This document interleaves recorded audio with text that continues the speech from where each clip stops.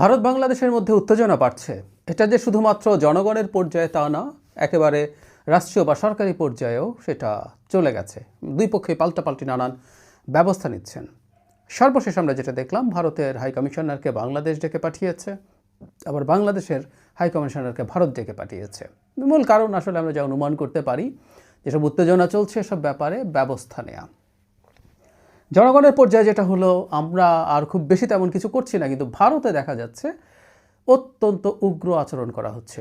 সর্বশেষ গতকাল দিল্লিতে বাংলাদেশ হাইকমিশনের সামনে হিন্দুত্ববাদী কতগুলো দল এবং গোষ্ঠী, বিশ্ব হিন্দু পরিষদ এবং বজরং দল, তারা যথেষ্ট সিরিয়াস ধরনের বিক্ষোভ দেখিয়েছে, ব্যারিকেড ভাঙার চেষ্টা করেছে, এগুলো তারা করেই গেছে।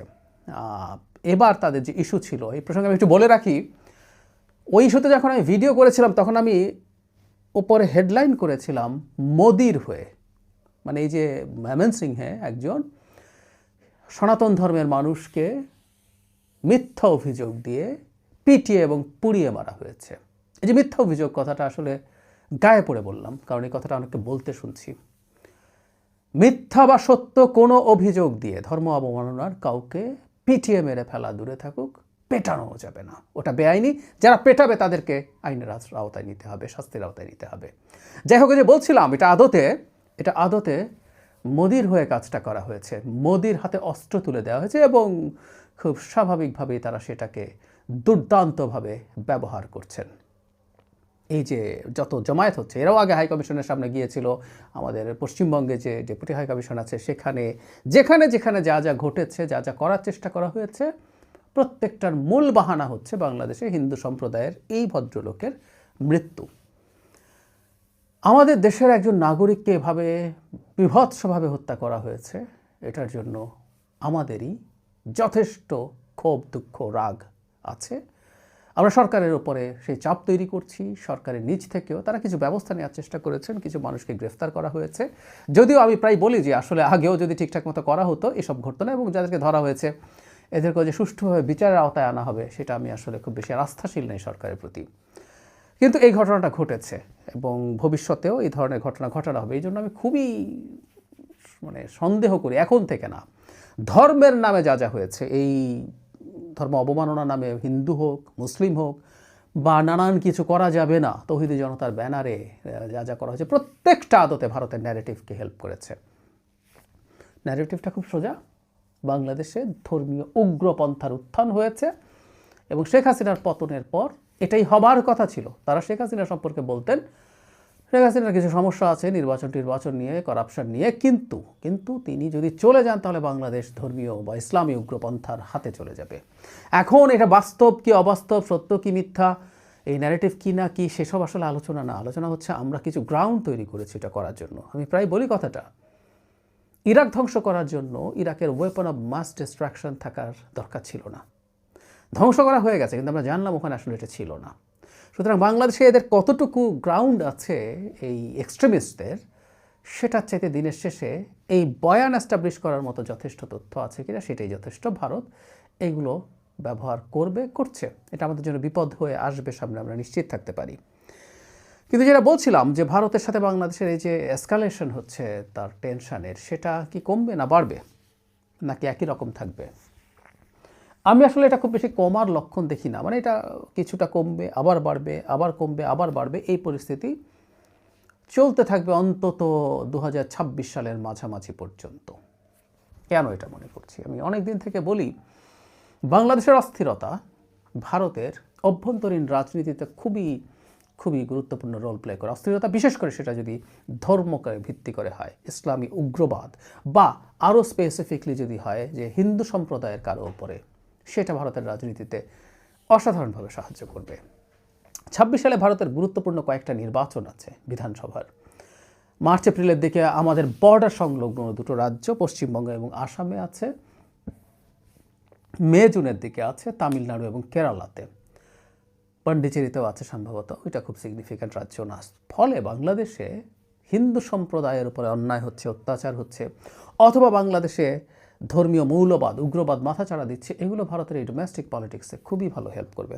আপনারা অনেকেই জানেন, আমি বহুবার বলেছি, নরেন্দ্র মোদীর কাছে পশ্চিমবঙ্গ তার অত্যন্ত চ্যালেঞ্জের ব্যাপার, ইগোর ব্যাপার আমি মনে করি। গত বিধানসভা নির্বাচনে মোদি তার সর্বোচ্চ চেষ্টা করার পরও, করোনার সময় ওটা হয়েছিল, তার কোভিড প্রোটোকল ভেঙে তিনি দফায় দফায় ওখানে গেছেন, আদিত্যনাথ অমিত শাহরা বসেছিলেন, কিন্তু বাজেভাবে হেরেছেন আমাদের দিদির কাছে, মমতা ব্যানার্জির কাছে।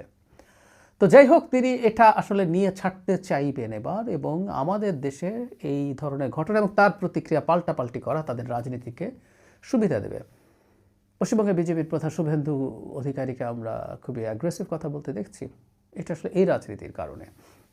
সুতরাং আমি অনুমান করি নির্বাচন হয়ে গেলেও সম্ভবত মোটা দাগে তারা এই ধরনের কিছু কিছু ঘটনা করবেন যতদিন অন্তত নির্বাচনটা শেষ না হয়। তো 26-এর মাঝামাঝির পর হয়তো এটা কমে আসবে, যদি ভারত দিনের শেষে বাংলাদেশ সরকারের সাথে, নির্বাচিত সরকারের সাথে এনগেজ করতে চায়। সেই ক্ষেত্রে আমি মনে করি এটা কমে আসবে, কিন্তু এর আগ পর্যন্ত এটা চলার সমূহ সম্ভাবনা থাকবে। এখন ভারত যদি এই কারণে এই সমস্যা বাধাতে চায়, আমরা কি করতে পারি? আমরা তার ফাঁদে পা না দিতে পারি।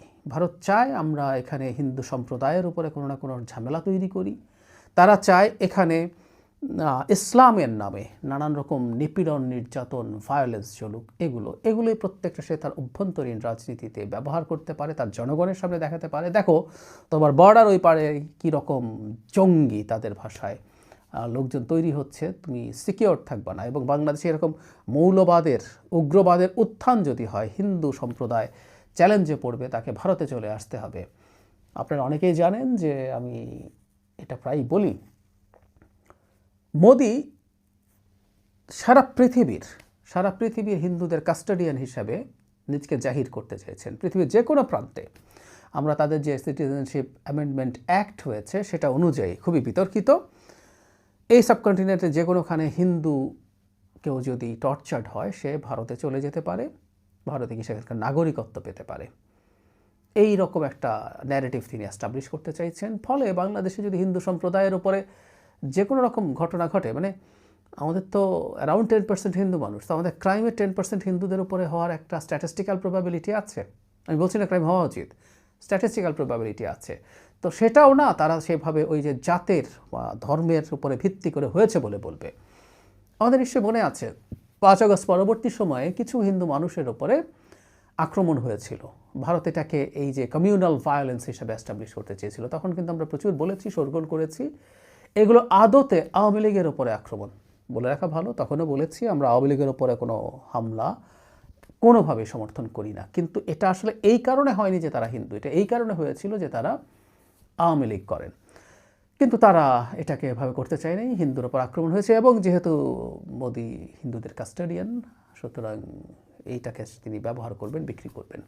যে কথাটা বলছিলাম, আমরা সর্বোচ্চ এটুকু পারি, তাদের এজেন্টরা এই দেশে আছে, তাদের হয়ে কাজ করা বহু লোক আছে, তারা চাইবেন একই রকম ঘটনা আবার ঘটাতে, কিন্তু আমরা যেন সহনশীলতা দেখাই। আমরা কতদূর পারবো জানি না। ভারত যেটা চাইবে, যেটা তার বেনিফিট হবে, সেই কাজটা যেন না করি, তাতে দেশও ভালো থাকবে। হিন্দু সম্প্রদায়ের ওপরে বা ইসলামের নামে আর কোনো হুজ্জতি ঘটানোর যদি আমরা ঠেকিয়ে দিতে পারি, সেটা আমার দেশের জন্য ভালো, আমার রাষ্ট্রের জনগণের জন্য ভালো। একজন মানুষ মরে গেলেন, দরিদ্র পরিবারের মানুষ, সন্তান সহ তার ছবি আমরা দেখেছি, সেই সন্তান পিতাকে হারিয়েছেন। আমরা আমাদের একটা ইনসাফের সমাজ আমরা তৈরি করতে চাই, সেই সমাজটাও তৈরি হবে। এটাই প্রধান কাজ। তার সাথে সাথে ভারতের যে কোনো চক্রান্তের বিরুদ্ধে আমরা দাঁড়াতে পারবো। এবং নির্বাচনগুলোতে যদি ধীরে ধীরে বিজেপি খারাপ করতে শুরু করে, বিহারে তারা খুব ভালো ফলাফল করেছে, এগুলো আমাদের জন্য অ্যালার্মিং। আমরা আমাদের দেশের ভবিষ্যতের জন্য চাই, ভারতের জনগণের স্বার্থেও চাই, ভারতে এই ধরনের হিন্দুত্ববাদী কোনো রাজনৈতিক দল যত দূরে থাকে ক্ষমতার থেকে, সেটা তাদের রাষ্ট্রের জন্য যেমন ভালো, আমাদের জন্য ভালো। কারণ সীমান্তের ওপারে এই ধরনের একটা আইডেন্টিটি পলিটিক্স করা দল যদি শক্তিশালী থাকে, আমাদের এখানেও পাল্টা আইডেন্টিটি পলিটিক্স মাথা চাড়া দেবে। গালি খাওয়ার পরও বহুবার বলেছি, যে কোনো রেসের নামে, ধর্মের নামে, যে কোনো নামে, অন্য কোনো জাতিসত্তার নামে আইডেন্টিটি পলিটিক্সের আমি ঘোর বিরোধী। প্রত্যেকটাকে আমি মূলত একই জিনিসই মনে করি।